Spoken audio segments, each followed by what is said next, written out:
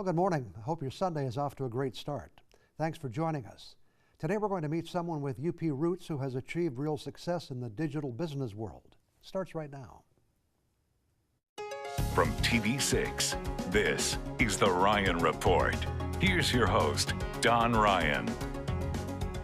Our guest this morning is the CEO of a Minneapolis company called Clockwork. The company's website says they are an experienced design and technology agency that transforms businesses. They are a product development teams, digital consultants, and experienced architects.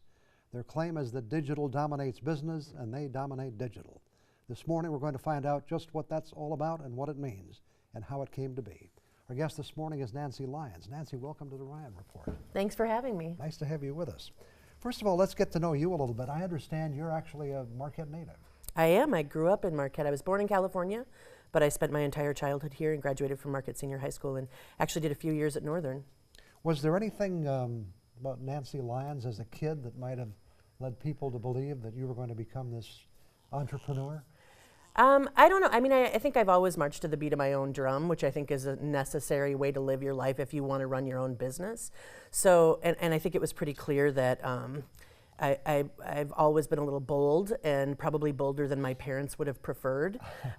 So yeah, I mean, there were probably a lot of indicators when I was a kid that would suggest that I would do my own thing as an adult.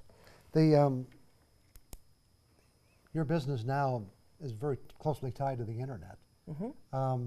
Did you and the internet kind of grow up together? We did, actually, yeah. You know, it's interesting. Kids now are digital natives. They grow up with devices in their hands. I didn't. Right. I learned how to type on a typewriter. I took typing class at Marquette Senior High School. Nobody does that anymore. I was a lousy typist, let's be clear. Right. Now I could probably out-type your average human, and that would surprise probably my parents as well. But I didn't really have any exposure to computers until I was a junior or senior in high school. And at that point, we were doing, I took a basic programming class from Jim Smith at the high school.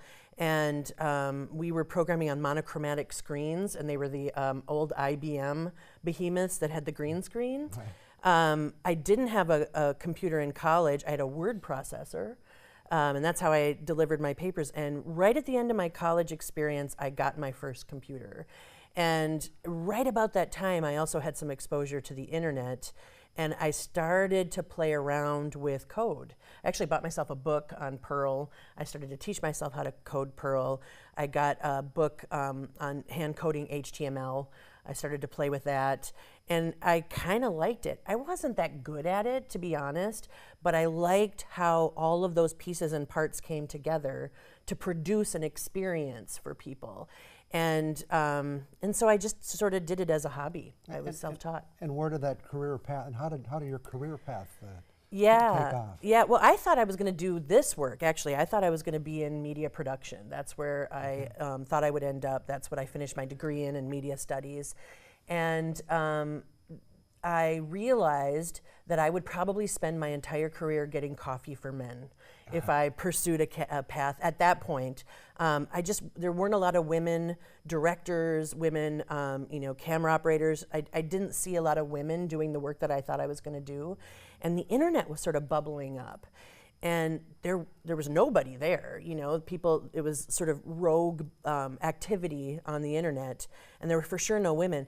So I remember looking for people that I wanted to work with, and I found my business partners. My business partners actually, Mike Koppelman and Chuck Hermes used to work for Prince. I live in Minneapolis. I had moved to Minneapolis by this time, and they worked at Paisley Park for Prince, and they started exploring the internet on his behalf. And one of them was a music producer, the other was a graphic designer. He wanted to be interactive. They built a bulletin board service. And people that joined that BBS would meet in real life for parties, and they would. It was this early social internet, and I met them, and I thought I really like these guys. They make sense to me. I want to work with them. They're really interesting. So I tried to get myself noticed by them, and at the same time, I was applying for jobs at other organizations and really trying to find a company that was already embracing the internet. This was the early '90s. But they were really the people that I was intrigued by. And I remember sending them a note and saying, you should look at my resume. I think we should work together. and they didn't respond to me. And then I sent them another note and said, you should look at my resume or I'm going to stalk you. And that was, a pretty original way to pursue a job opportunity. And so they invited me in, and I said, listen, I've got something to offer. I think that I can make sense of this internet stuff in a way that programmers can't. And in the early part of the internet, in the early days of the internet, the people that owned those experiences were programmers. And programmers were great at making websites for themselves, creating stuff for themselves. But the internet was about to open up to the general population, and the general population didn't understand how everything worked and how they were supposed to interact with it. So I think having that theoretical understanding was really what got me into this business. And being able to sell it and talk about it and think strategically about it at a time when we didn't actually possess the language to do that. We started seeing the internet really go mainstream in 95, 96. So we all started working together. We built our first website for BASF in 1995. Soon we had corporate clients who were really looking to us to make sense of it. So we worked with Fairview Health Systems and Desatronic Medical Systems and 3M and a variety of clients that were really looking to be early adopters of this technology. And that's what started our first company. And we sold that in 2001 and started Clockwork in 2002. And we've been really thriving ever since. Okay. We'll follow up on that in just a couple of minutes. I'll be back with more questions for Nancy after we take this break.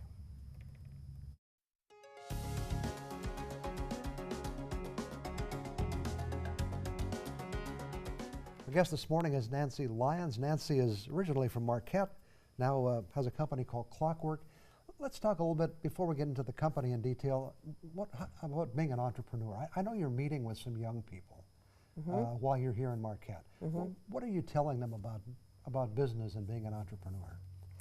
Well, I think, you have to have some grit. You have to possess some grit, and you have to have a strong work ethic.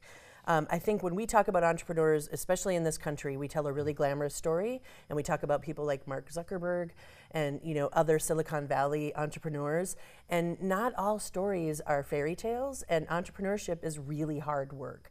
And I think it's important that we tell those stories. The other thing that I like to remind them of is, success doesn't mean that you have to raise $40 million in capital. Success can mean you have a thriving, $500,000 business for the rest of your life, if that's how you define success. Right. And I think we don't tell those stories enough to give people a sense of the diversity and opportunity that exists in entrepreneurship. So those are the stories I like to tell to young people. And I think that, unless you've done it, you're terrified of it. And I think trying, being really focused and developing a plan and being clear on who you want to surround yourself with and who your target customer is are really important ways to begin. But I also think defining your culture and your values are also things that are wildly important that we don't talk a lot about when we're talking about business planning. So I guess I just try to give young people a look behind the curtain and talk about some of the realities of what it means to be an entrepreneur in a way that makes it accessible, because I think it is one of those things that we glamorize that isn't terribly glamorous, quite honestly. I mean, I have a great life, but I built it myself, and I built it with hard work. And I mean, since I'm here in Marquette, I have to say, I built it myself, I built it with hard work, but if it wasn't for my parents, I wouldn't have that work ethic. My mom was a physician in town for 40 years, and she was a small business owner. So I think the values that I possess and bring into my work every day were taught to me by somebody who really was customer focused, patient focused, and really felt strongly about the values that she brought to her small business every day.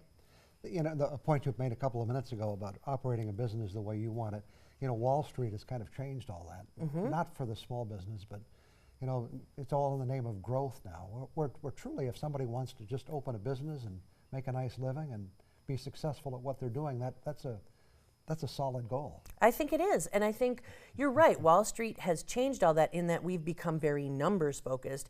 And I always say, I don't think treating people well and having healthy, productive businesses are mutually exclusive from profit. I think that you can have a profitable business and have a healthy, stable, solid work culture that values people, where people want to be and want to produce. And we don't often talk about that. And when we do, we really hyper glamorize it, like when we talk about Google or Facebook or any of these companies in Silicon Valley, and we talk about the things. There's a Google office in the Netherlands that has little hot air balloons in the office, and nobody actually cares about those things. What they want to do is meaningful work, and they want to do it with people that they love and respect. Tell us a little more about your company in layman's terms, as far as what you do. Sure. You don't just make websites, I know that. We don't. That's where we started, Certainly. and I think the evolution followed the evolution of business. So we started making websites, but business is much more complicated than that. And there are all these back-end systems that manage customer experiences that our clients are trying to create, and we actually build and design those. So we do everything from building very involved websites with commerce components where we're selling things. We also build applications that are extensions of our client's business on mobile devices. We built the software that powers the experience at the Cosmopolitan Hotel in Las Vegas. So when you walk in, there are 8 digital columns with floor-to-ceiling screens that are over 400 LCD screens set at portrait orientation.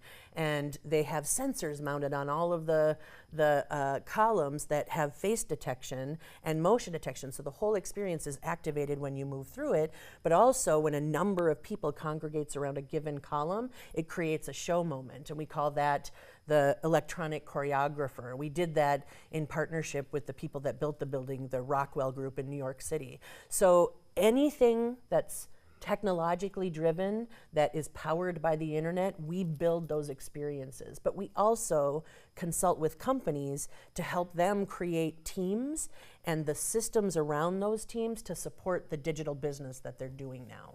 And what kind of a staff do you have to do this? What's the size of your organization? Sure, we're only about 60 people, and That's a lot of people. 60?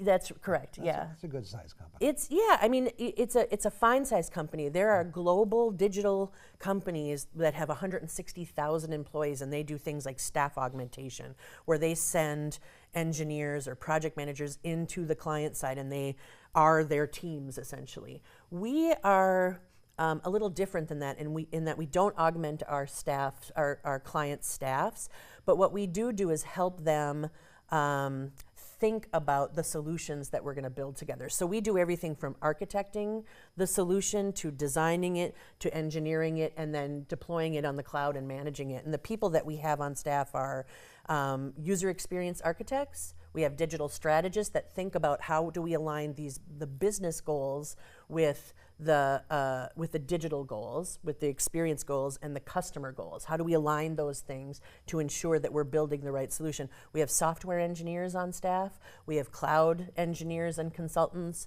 We have quality assurance engineers. And then we have me. And many of these jobs didn't exist when you graduated from Marquette High School. They did not exist at all. I had no idea what was coming. I'll be back with some more questions in just a couple of minutes. We'll take this break.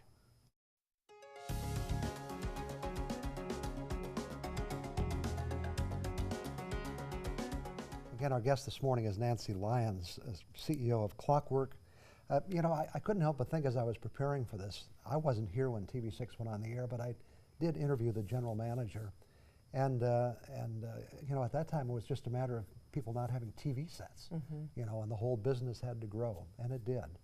And in a sense, the getting through the clutter once advertising really took over was difficult. Is that happening to the internet too? It's almost like it's becoming saturated with advertising. It is, and I think it's important that people recognize that the internet isn't going away and that there are tools that can help you manage an optimal experience. I also think those of us who create experiences on the internet have a responsibility. My company does very minimal marketing. We do mostly software development. So when I say we do very little marketing, we do little marketing for our clients. So we're not building a lot of those ads.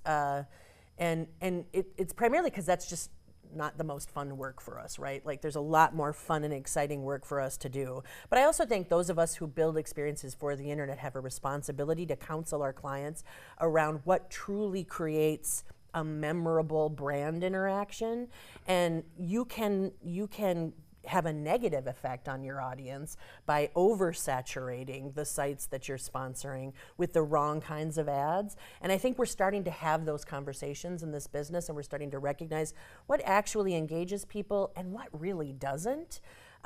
Because if we don't have those conversations, the internet is just going to continue to pollute itself, and it's going to become far less useful, especially for those people that don't really know how to navigate through those ads. You have a book coming out, I believe, and I wanted to ask you about that, make sure I get this question in, Sure. because it's called How to Succeed at Business by Being Nice to Humans. Yes. Interesting title for the book. Yes. Obviously, there's something deeply there for you. Sure. Well, I think it sort of touches on the point you made before about how Wall Street has changed business. At the end of the day, business is still about relationships. Where we connect and where we create those relationships is, has definitely become more diverse. There are more opportunities for creating relationships online and offline. It's not just on the golf course. It's not just in a meeting room. And I think being smart about how we do that, but also how we foster and we nurture relationships inside of our organizations. We can no longer just pressure people to produce and pressure people for numbers, because now college degrees are table stakes. People are coming to the table with more experience and more education than they've had in the history of work. So what are the things that are of value to people that we employ that will engage them more and keep them producing well? I think one of the points that I'm going to share tonight in the talk that I'm doing for the Marquette Economic Club is the idea that only 19% of our workforce is truly engaged. That's what all the research indicates. So that means 81% of people go to work every day and they don't actually care. Meanwhile, we're sort of falling behind in the global economy, falling behind competitively. So what do we need to do? Because we've got all the software and the technology, we've made all sorts of evolutionary inroads, everything exists, but what's missing is the capacity for humans to change. And I think it comes down to how do we treat them? How much pressure do we put on them?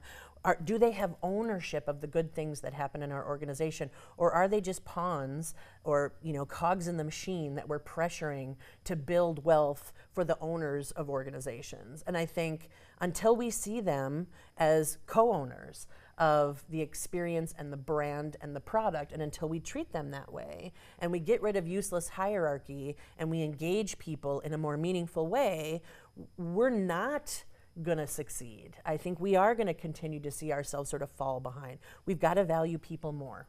We have only 30 seconds left. Are you hopeful that's going to happen? I believe it has to happen. I'm gonna make it happen. Okay. Well, thanks very much for coming in Hey, this morning. thank and talking you. to us, It was Nancy. great to Enjoyed meet it very you. much. Thanks for having me. And hopefully we can talk to you again sometime in the future. Yes, please. I'll be back with some more thoughts for you after we take this break.